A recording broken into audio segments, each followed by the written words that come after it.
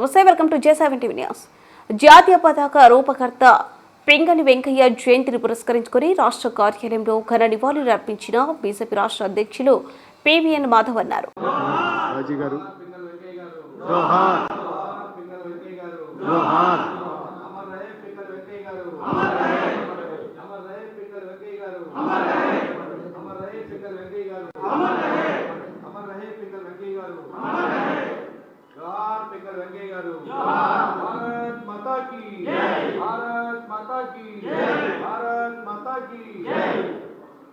ఇప్పుడు పింగళి వెంకయ్య గారి గురించి వారిని రెండు మాటలు మాట్లాడవలసిందిగా కోరుతా ఉన్నాను.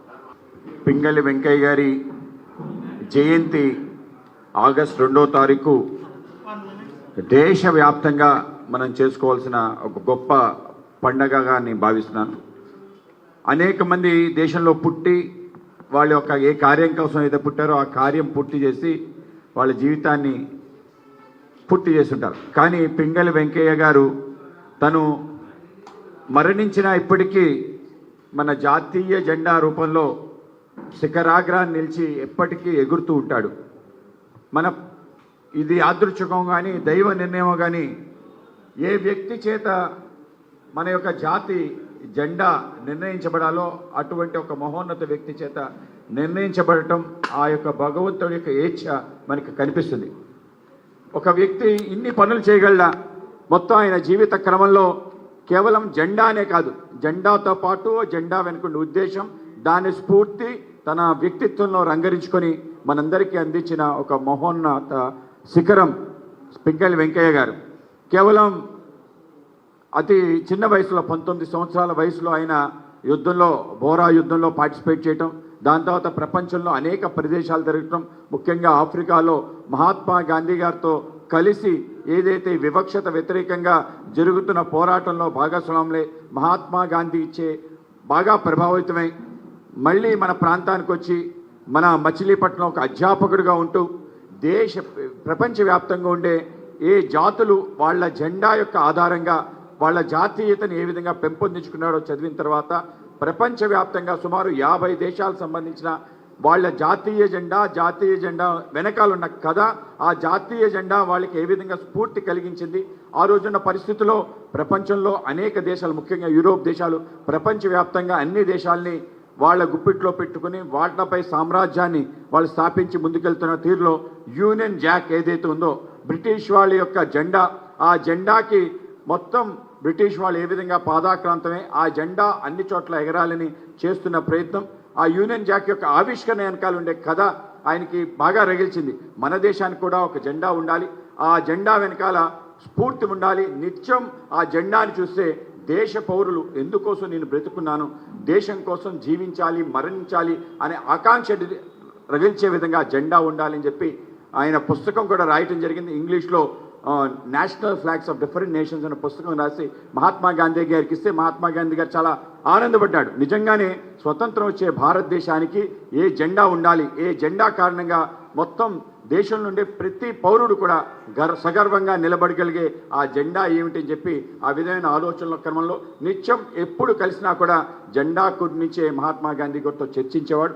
ఆ విధంగా ఆకుపచ్చ కాషాయం మన జెండాలో చేరే చివరికి ఆ యొక్క జెండా ముందుకెళ్తూ రాట్నం ఏదైతే నూలు ఉడికే రాట్నం, మహాత్మా గాంధీ గారి దేశంలో ప్రతి పౌరుడు కష్టపడి పనిచేస్తేనే ఏదైనా సాధ్యమవుతుంది, దానికి చిహ్నంగా ఆయన రాట్నాన్ని తీసుకురావడం జరిగింది. ఆ విధంగా రెండూ కలిపారు.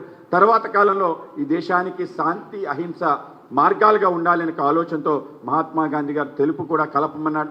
ఆ విధంగా తెలుపు కలిపి ఏదైతే పూర్తి స్థాయి త్రివర్ణ పతాకం అలాగే ఏదైతే మన రాట్నం ఉందో అవన్నీ కలిపి 1921లో ఏదైతే కాంగ్రెస్ యొక్క మహాసభలు ఈ విజయవాడలో జరిగిందో ఆ విజయవాడలో మహాత్మా గాంధీ గారికి ఆయన బహూకరించి మన జాతీయ జెండా ఆవిష్కరించడంతో పాటు దేశం యొక్క ఆత్మ కూడా రగిల్చే విధంగా ఆ యొక్క జెండా వెనకాల ఉద్దేశం స్వయంగా పింగళి వెంకయ్య గారు రాయటం, కేవలం జెండాలో ఉండే ఉద్దేశంతో పాటు జెండా యొక్క మెజర్మెంట్స్ ఏ విధంగా ఉండాలి, జెండాని ఏ విధంగా గౌరవించాలి, జెండాకుండే ప్రోటోకాల్స్ ఏవైతున్నాయో అవన్నీ పాటించాలని చెప్పి కూలంకషంగా రాసి ఏదైతే ప్రభుత్వం స్వతంత్రం వచ్చిన తర్వాత అందజేయటం 1921లోనే దానికి సంబంధించిన సమూల పరిచయం చేయటం, ప్రపంచం అంతా కూడా భారతదేశాన్ని ఎందుకు చూస్తుంది, భారతదేశం యొక్క సాంస్కృతిక వైభవం ఏదైతుందో అది కాషాయ చిహ్నంగా ఉండాలి.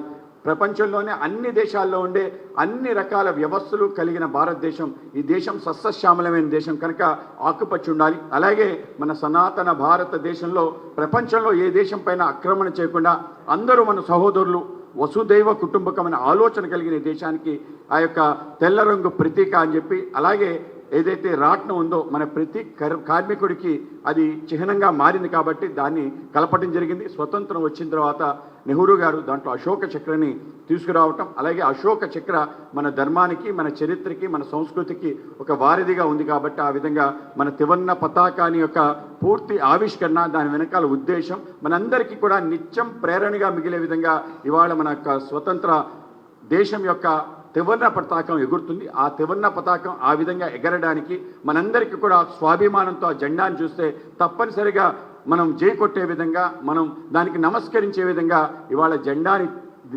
తీర్చిదిద్దడంతో పాటు మన జాతీయతకి, మన జాతికి ఒక చిహ్నంగా మలిచిన పింగళి వెంకన్న, ఆయన యొక్క మొత్తం జీవితం కూడా చాలా ఆదర్శప్రాయం.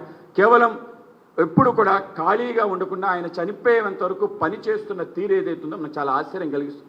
వ్యవసాయంలో ఆయన చేసిన కృషి, ఆయన పత్తి వెంకన్నగా పేరు మార్చారు, జెండా వెంకన్నగా జెండా కారణంగా అయింది. పత్తి ఏదైతే ఉందో కంబోడియా నుంచి మేలిమి రకం పత్తిని తీసుకొచ్చి మన ప్రాంతంలో రైతులకి దిగుబడి పెరగాలని చెప్పి ఒక ప్రయత్నం ఏదైతుందో అది కూడా అనితర సాధ్యమైంది. ప్రతి రైతు దగ్గరికి వెళ్ళి కరపత్రం ఇచ్చి ఈ విధంగా ఈ వంగడాన్ని వేయండి అని చెప్పిన వెంకయ్య గారు వ్యవసాయం కోసం అంతే సేవ చేయడం జరిగింది. కేవలం అదే కాదు, అన్ని భాషల పట్ల ఆయన మక్కువ కలిగి మన ప్రాంతంలో జపాన్లో ఒకసారి ఎవరైతే డెలిగేషన్ ఆయన అడ్రస్ చేయాలంటే పింగళి వెంకన్న ఆయన మచిలీపట్నం ఉంటారు, ఆయన పిలవండి మాట్లాడుతా అంటే జపాన్లో ఆయన మాట్లాడేసరికి అక్కడున్న సభికులు మొత్తం అందరూ కూడా ఆశ్చర్యపోయారు. ఎలా నేర్చుకున్నామంటే నేను జపాన్ వెళ్ళి యుద్ధం కోసం అక్కడ ట్రైనింగ్ పొందాను, ఆ సమయంలో నేర్చుకున్నాను అని చెప్పి అద్భుతంగా జపాన్ వెంకన్నగా, వరి వెంకన్నగా, అలాగే జెండా వెంకన్నగా ఆ విధంగా బహు నామాలుండి చివరికి ప్రభుత్వం సహాయం చేయాలంటే స్వతంత్రం వచ్చింది ప్రభుత్వం ఇచ్చే డబ్బు మీద ఆధారపడి ఆ యొక్క పెన్షన్ కోసం నేను శ్రమపడటం కాదు, నేను జీవించినా మరణించినా దేశం కోసం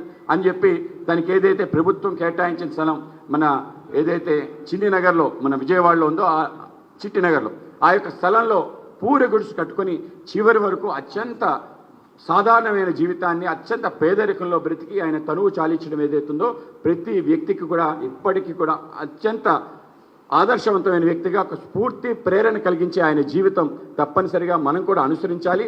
నిత్య స్మరణీయుడు. ఆ జెండా ఎగురుతున్నంత కాలం దేశ వైభవాన్ని ఏ విధంగా తీసుకెళ్లాడు, ఒక స్వార్థనిత కలిగిన ఒక వ్యక్తి, మొత్తం తపో జీవితాన్ని గడిపిన వ్యక్తి పింగళి వెంకన్న. ఆ పింగళి వెంకన్న గారికి ఘన నివాళులు అర్పిస్తూ మనందరం కూడా తప్పనిసరిగా ఆయన స్ఫూర్తి ప్రేరణ మన జీవితంలో తీసుకురావాలి. ఆ విధంగా ఆ జెండాకి కూడా ఆ విధంగా గౌరవం ఇవ్వాలని చెప్పి అందరికీ తెలియజేస్తూ భారత్ మాతాకి జోహార్ పింగళ వెంకన్న.